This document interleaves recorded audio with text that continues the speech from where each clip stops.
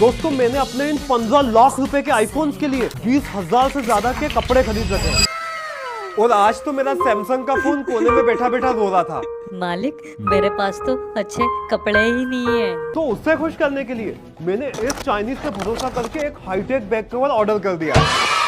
और मुझे डर था इस बैक कवर के नाम पे अगर स्कैम हो गया तो सीधा 5,000 का फटका पड़ेगा। तो फोन पर लगाकर इसके ऐप से कनेक्ट करने के बाद जैसे ही मैंने इस पे एक फोटो अपलोड किया,